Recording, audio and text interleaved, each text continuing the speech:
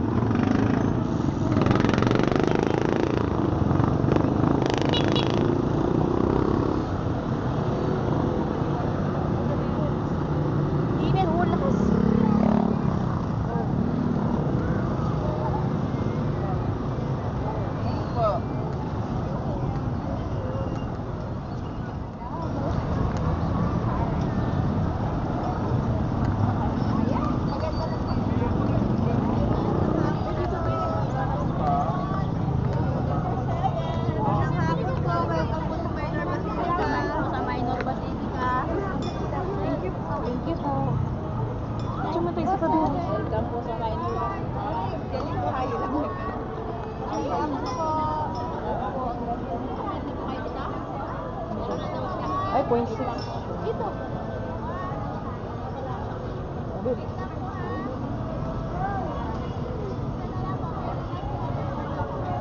Magandang hapon po. Welcome po sa Minor Basilica. Tingnan mo, may transfer na naman, oh. Hindi mag-practice po. Ba? Tingnan mo, may transfer na naman. Hapon po. Pero mo ko yung tatlong tanong naman.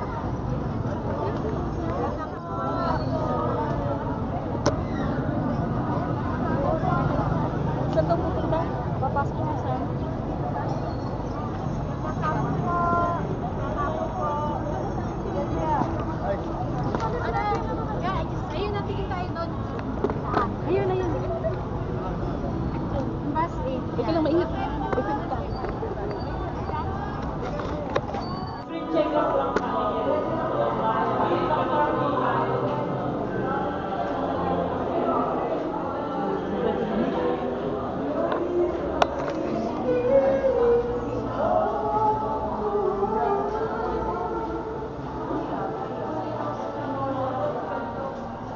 Oh.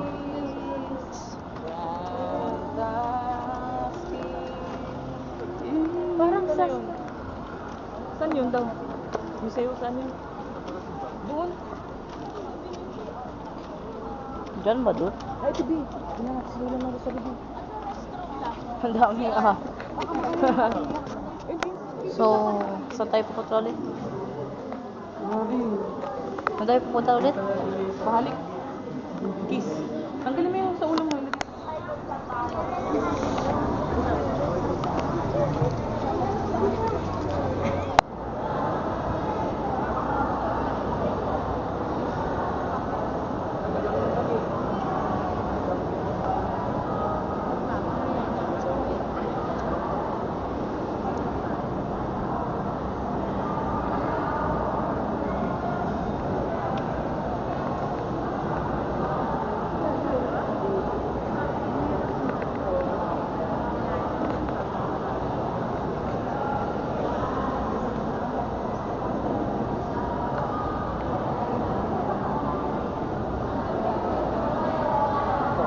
Lady of the Rosary.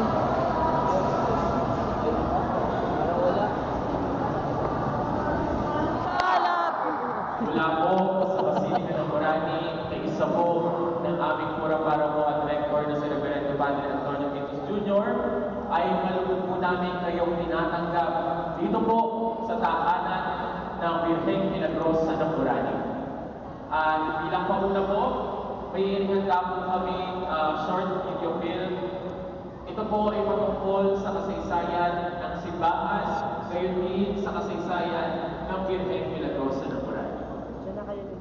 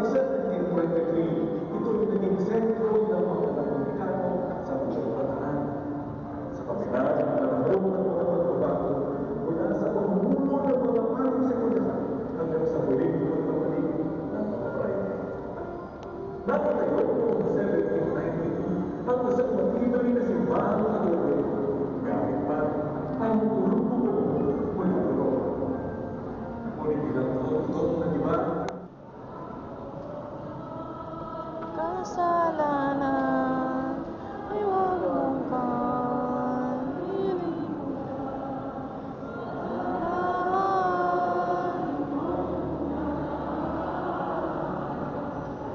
Umuwi ka sa bayan, amahan mong kaharian. Ang sagot ni Jesucristo, nauwi kang aming isip. Ibig naman ito, me comeréis yang duro, aniyain paradiso. Ikasampung istasyon, ang nagtitihang magnanakaw. Sinasambahan namin at pinapasalamatan Panginoong Jesucristo. Sapagkat sa pamagitan ng iyong mahal na krus at muling pagkabuhay, iligtas mga sa kaibigan.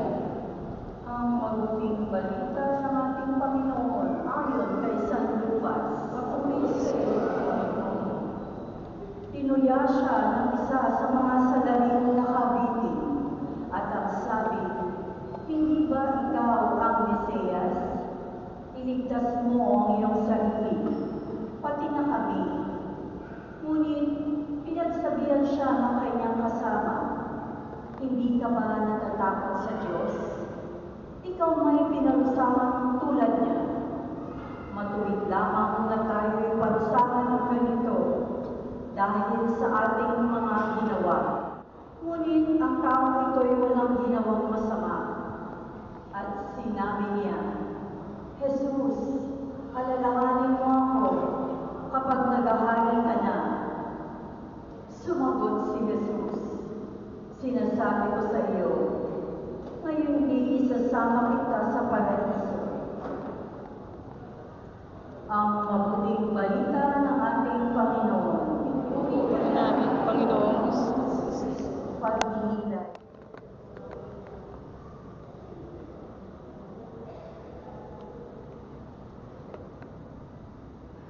Panalangin. Ama namin sa langit, lagi kang nakikinig sa aming mga panalangin sa iyo.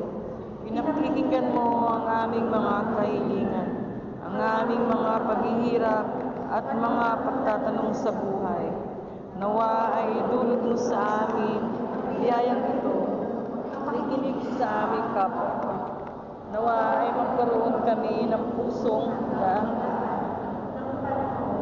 upang ang kwento at karanasan nila ay aming mapakinggan. Hinihiling namin ito sa pamamagitan ni Kristo ang aming Panginoon. Amen. Ama namin, sumasalangit ka, sa paglinangan mo, mapasa amin ang kaharian mo, sundin ang loob mo dito sa lupa para Bigyan mo kami ngayon ng aming kakanin sa araw-araw. Patawarin mo kami sa aming mga sala, para na ang pagpapatawad namin sa nagkakasala sa amin.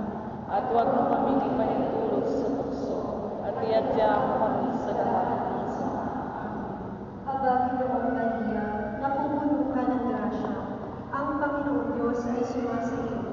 Bukod kang pinagpala sa babaeng lahat, at pinagpala naman ang iyong anak na si Jesus. Santa Maria, Ina ng Diyos, panalangin mo kaming makasalanan, ngayon at kung kami mamamatay. Amen. Luwalhati sa Ama, sa Anak, at sa Diyos Espiritu Santo. Para na sa unang-una, ngayon, sa buwan hanggang. Amen. Patawad, Panginoon, Patawad.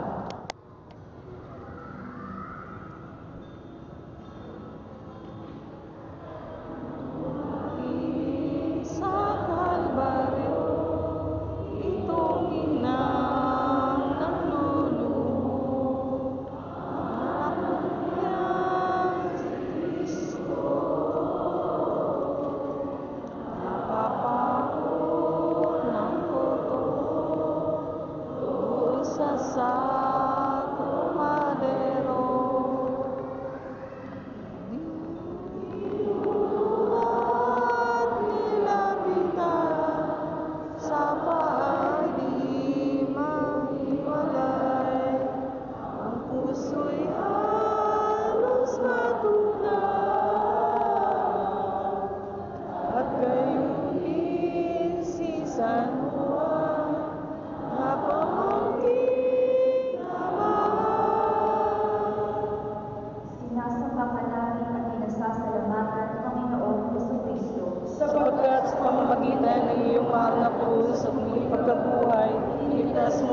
sandaigdigan.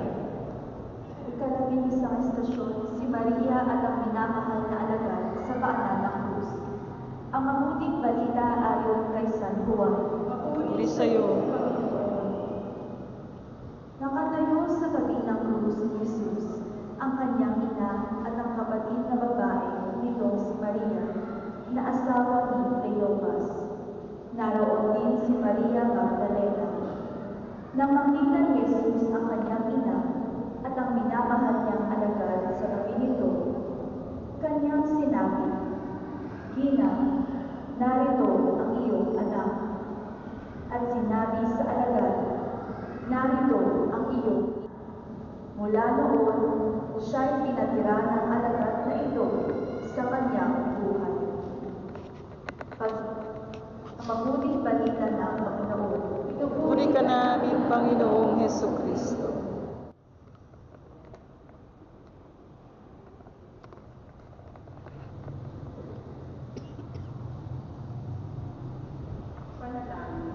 Panginoong Jesus na nakabayubay sa krus, pinupuri ka namin ang pag-ibig na nag-uugnay sa amin sa isa't isa. Kaming mga alagad mo yung nagpapasalamat sa pagkakaloob mo sa amin ng isang ina at may namin tubina. Turuan mo kami ng pananagutang nagmumula sa tunay na ugnayan. Buksan mo ang aming mga mata upang makita ang bawat tao na may bahagi sa aming buhay. Ipagadya mo kami sa tuksong mawala ng pananagutan at may pakita nawa namin ito sa pagpili ng pinunong may pusong pakipagkapwa at tapat na paglilingkod. Ito ang aming pananagutan sa iyo sa kapwa namin. Ama namin, sumasalangit ka, sambahin ng ngalan mo, mapapasaan sa amin ang kaharian mo, sundin ang buong mo, dito sa lupa para sa langit. Bigyan mo kami ngayon ng aming kakanin sa araw-araw at patawarin mo kami sa aming mga sala para ng pagpapatawad namin sa nagkakasala sa amin. Huwag mo kaming ipahintulot sa tukso at iadya mo kami sa lahat ng masama.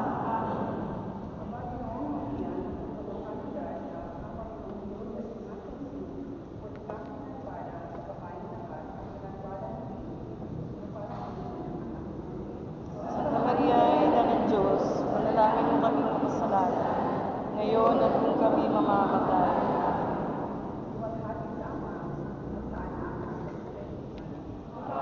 Sa unang-una, sa walang hanggan. Awat Panginoon, patawad.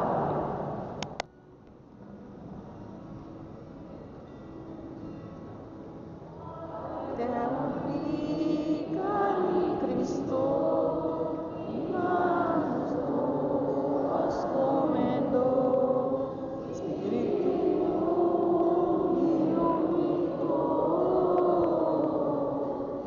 itang sulat ipanglumo, kung isipin totoo. Umalaw ka, pagkarakan, mahal niyang kaluluwa, kaya batang kayaman, tingin ang luha sa mata, nahahalan mo Ikalabing-dalawang istasyon, ang pagkamatay ni Jesus sa krus. Sinasambahan namin at pinasasalamatan ang Panginoong Hesukristo sapagkat sa pamamagitan ng iyong mahal na krus at muling pagkabuhay, iligtas mo ang sandaigdigan. ang mabuting balita ayon kay San Lucas. Papuri sa iyo. Nang mag-ikalabing-dalawa ng tanghali, napilim sa buong lupain at nawala ng liwan hanggang araw hanggang sa ikatlo ng hapon. Sinabi ni Jesus, "Nauuhaw ako. May isang mangkok doon na puno ng maasim na araw. Itinubog nila rito ang isang esponga, kinabit sa sanga ng iso, at iniligid sa kanyang bibig. Nang masipsip ni Jesus ang ani, ay kanyang sinabi, "Naganap na." Sinigaw ng malakas ni Jesus, "Ama, sa mga kamay mo'y pinatataguhin ko ang aking espiritu." At pagkasabi nito, nalagot ang kanyang hininga.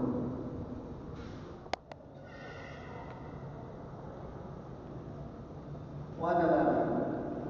Manamang ka, Jesus, kahit ang bukal ng buhay ay gumalo para sa mga kaluluwa at karagatan ng awa ay bumuso para sa lupa. Bukal ng buhay, walang hanggang awa ng Diyos. Yakapin mo ang sangkatauhan at ibuhos mong ganap ang iyong sarili para sa aming lahat. O banal na dugo at tubig na dumaloy mula sa puso ni Jesus bilang bukal ng awa para sa aming lahat. Ako ay nananalig sa iyo, banal na Diyos, banal na kusbos na kapangyarihan, banal na walang hanggan. Maawa po kayo sa amin at sa buong sansinuko. Amen. Ama namin, sumasalangit ka, sambahin ang ngalan mo, mapasami ang harian mo, at dito sa lupa para sa langit. Bigyan mo kami ngayon ng aming kakanin sa araw-araw at patawarin mo kami sa aming mga sala para na ang pagpapatawad namin sa nagkakasala sa amin. At huwag mo kaming ipahintulot sa tukso at iadya mo kami sa lahat ng masama.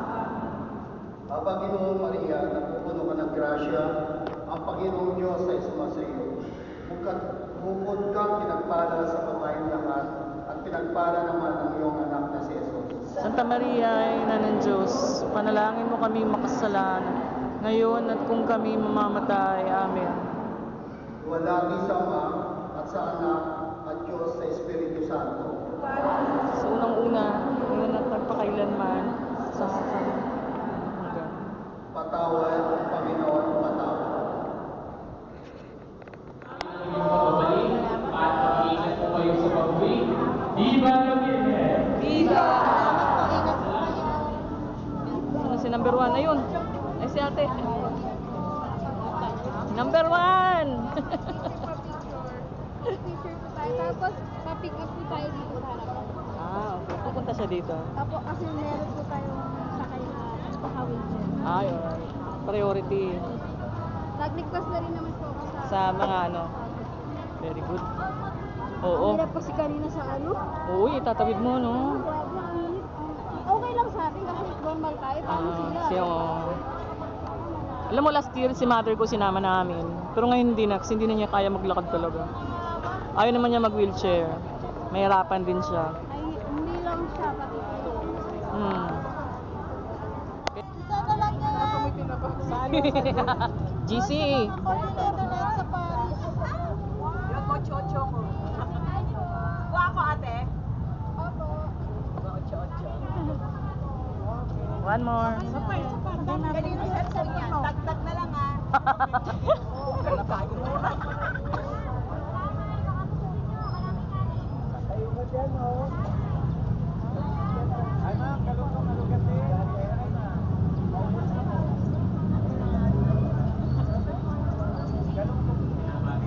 Yun, isa pa. More. The more, the merrier. Yung isa yun ang sako. Okay.